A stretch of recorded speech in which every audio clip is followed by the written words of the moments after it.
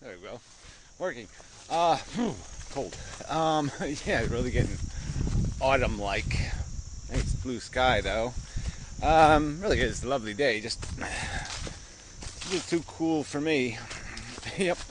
Anyway, subject. Yeah, real complicated. Not really complicated. I'm just not sure where I want to go. So I don't like directionless videos. Did just see a video by Conch Report. He was sort of making the same point I made in the Bonnie video that Gray did. That we can really see the value of pain and suffering and harm when it's in the face of somebody else. We we are resilient in that we can take it as it comes, kind of a thing in terms of when it happens to us. We deal with it because we know we have to, but we really don't like to see it in something else. And that, frankly, it got me thinking just about life and, the good moments and the bad moments. And, the stuff that is the hardest to resolve or to put out of your head or to get out of your head, when somebody, certain people in your life, something, they die. Those things are tough, and especially if they die badly. It's really tough. And I was thinking about my first cat, which wasn't really my cat. It just got dumped on me. But the cat was just such a devoted friend. I mean, the cat was so much a part of who I had become. I first interacted with the cat at work. It was somebody else's cat. And it would, I worked at night, and it would watch me working, up in the rafters, and it just, for whatever reason. Anyway, so the cat had to have a better home. So I took the cat. I didn't take it, but it got delivered to me. Let's just say, put it that way. Well, anyway, so the cat was just, it was like a dog. It followed me wherever I went. It was just totally humanized. And she was meticulous about being clean, and I'd goof on her, but we'd be outside, I'd just poke her on the side, and anything that touched her had to be cleaned. So it was just her nature, just her psychology. She was psychotic about it, but anyway. So we had this, years of this life thing, and then one day she disappeared, just was gone. And I don't know the whole story, but seems like she might have jumped in the neighbor's truck, and whatever. It doesn't. 2 weeks later, I find her run over on the road, and she had obviously been somewhere, and she came back home, and she was crossing the street and got hit. So that in itself is bad enough. But then she had gotten, she didn't get killed outright. And she had cleaned herself up. And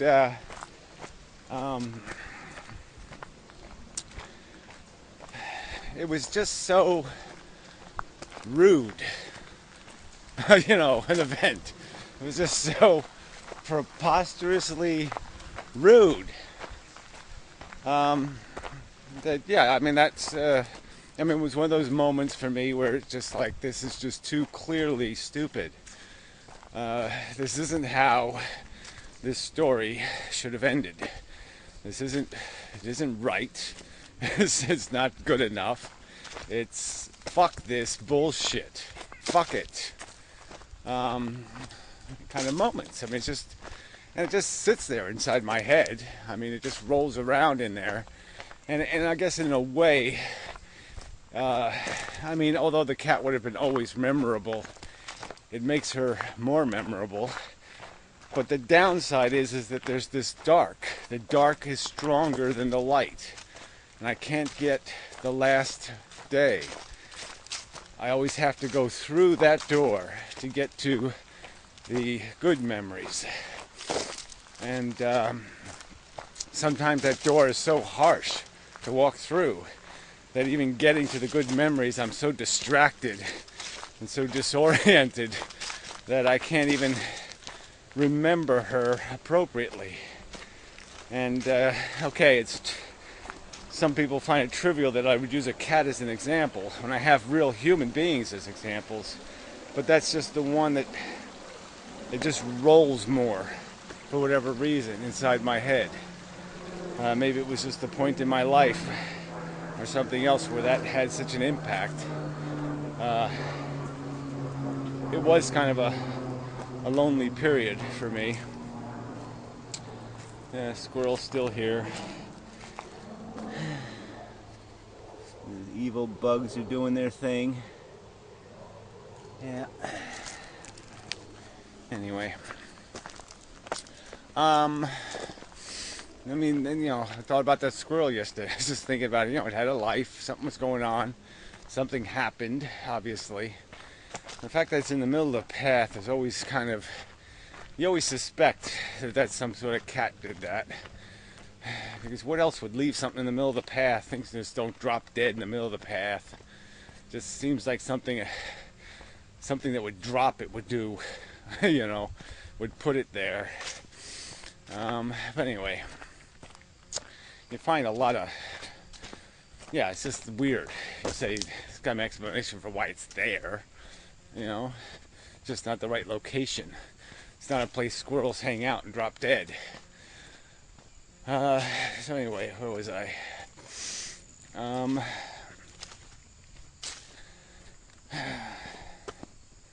Yeah. So now I got a couple of personal human stories running through my head. And it's the same kind of thing. It's just that there was just a gross rudeness to the end, to the finale. It was so bad. It's like you have this orchestra playing and it's making beautiful music, and then the last song it plays is whatever, some whiz bang ping pong bullshit. And you're just like, what the hell was that? All, covered in sour notes, and it's what do you do with it? What do you do with your memory of that night at the opera if the last scene is so bad? Can you get through it? Can you get past it? Does it mean anything? Or does it poison the event? And that's the point I made, I think, in my video, is that the poison is more powerful. Life is it's toxic, floating through it. It's got these heavy metals that just slowly poison it to death. So you can't get them out of your head like a heavy metal. Once it gets in your body, it's nearly impossible to filter it out. Just slowly kills you an inch at a time.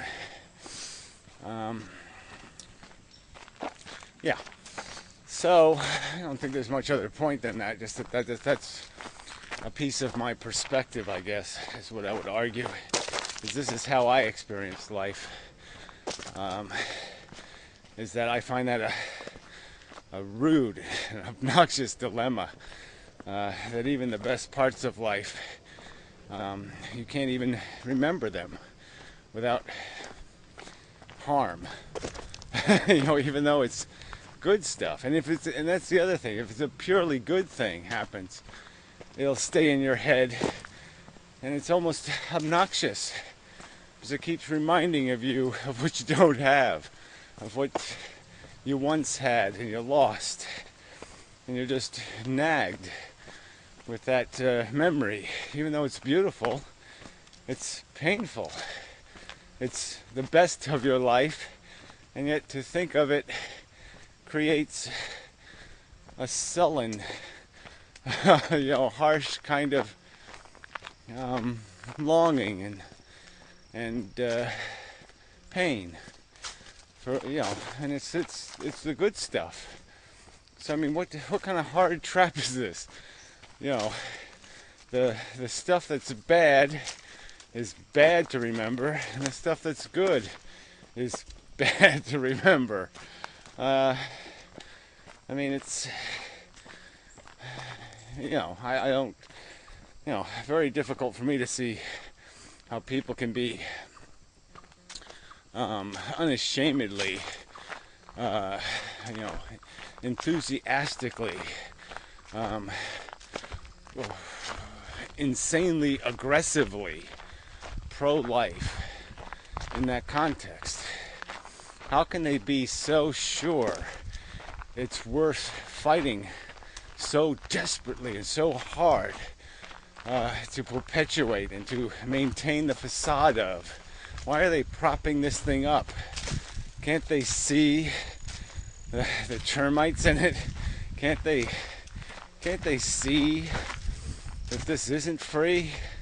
That this is a gnarly, twisted, fucked up thing at best. At best. You know, even if you could find some cause or reason to justify existence, how could you possibly do it aggressively? How could you do it with any kind of confidence at all? I mean, it's got danger written all over it.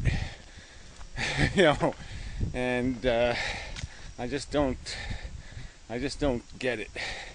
I don't get how people can be so defensive about something so layered in, you know, traps and messy stuff and sticky stuff, and you know, it's such a used car in a way. It's such a marginal thing. How can they be so aggressive in trying to pass it on, pass it off, sell it, oversell it so hard?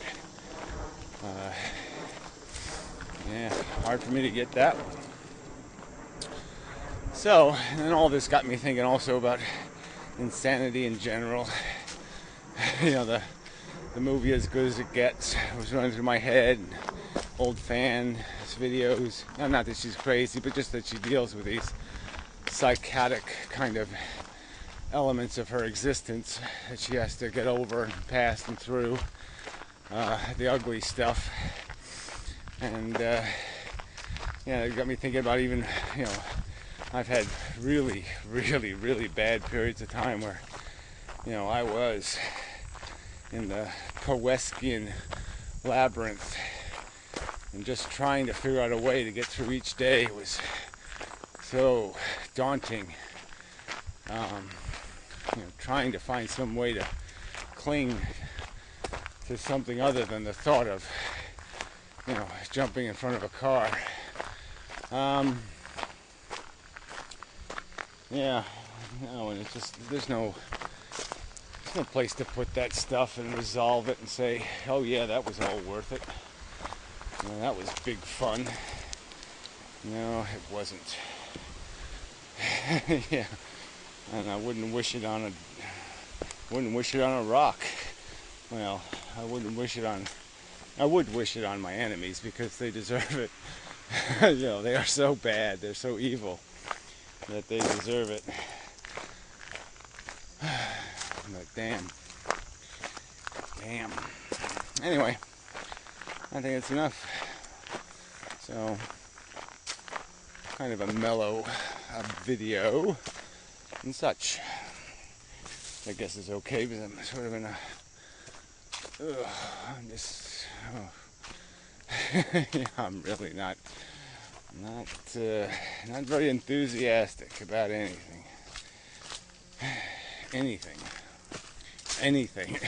You know, it's all just kind of, oh man, all feels like, you know, an endless pile of shit that I'm just shoveling. It just never goes, never ends. I just shovel and it just keeps piling up.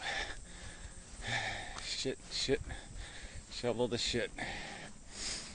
That might make a good song, but I ain't gonna write it. Yeah, that's shit too. It's all just more shit to shovel and such. Anyway, see you next time. So forth and whatnot. Lovely day. Yes, pool. Yay, pool. Yay. Yes, a little squirrel. Anyway, still there. Sheesh. Anyway, what was I? I don't know exactly. Lament. Life is stupid. Well, I wouldn't think I was saying it was stupid. I was saying it's inefficient, impractical, unproductive. It doesn't pay the bills. Yeah. And it especially doesn't when you use different thought experiments to create perspective. And then you can realize that, oh yeah, how come suffering has more value when somebody I care about is suffering? Why is that? And maybe because my psychology makes me fight for what I get, but that fight is made out of nothing, made out of an ambiguous fear of not being here. Something kind of, once you're here, and you don't want to be a not here. Once you're a something, you kind of want to cling to your somethingness. But it's just a clinging. I'm just holding on to it because of a dependency. Because psychologies don't like change, generally speaking. They don't like uncertainty. They like the ground to be dependably hard. When the ground gets soft and mushy and you don't know where the quicksand is. What the hell is that? Yeah, it's not so easy. You don't want to.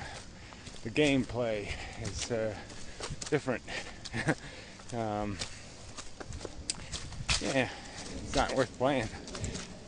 It's always kind of like that too. Like, look at a picture postcard of some beautiful scenery or some beautiful thing.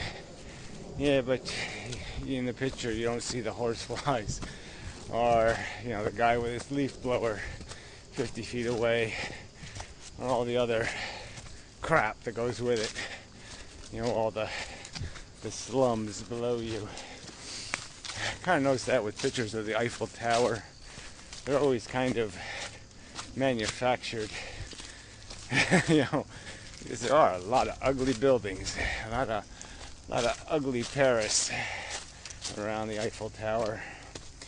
And so I've seen some pictures that are kind of funny, just because they just show the, you have the thing, the beauty, and it is sort of in a puddle of crap. Yeah. And that's sort of like life. The beautiful parts of you, the best parts of you, the magnificent parts of you, let's say, the great thoughts, the great love, the great inspired bits. They're all kind of stuck, floating around in a puddle of shit. Yeah. It doesn't seem very clever on its face. Doesn't seem quite right to me. Yeah. I know, it seems quite wrong, actually. Quite wrong. So, anyway. Sorry about all the crunching. That's one thing you sure notice. Man, these days are getting... The sun's getting so low. And, You know, days are shorter and the ground is crunchier. Yeah, a lot crunchier.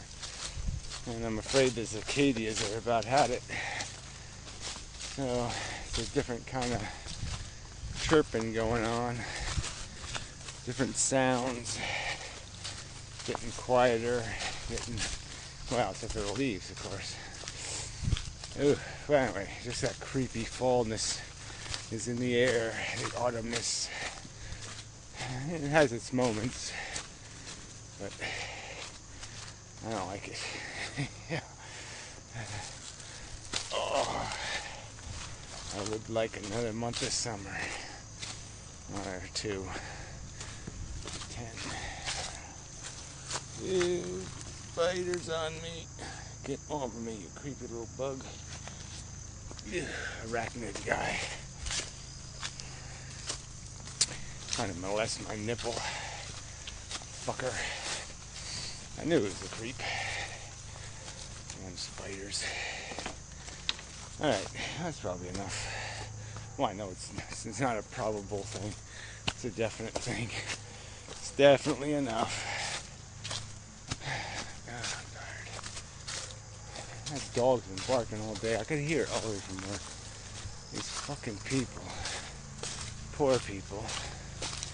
They're responsible jackasses.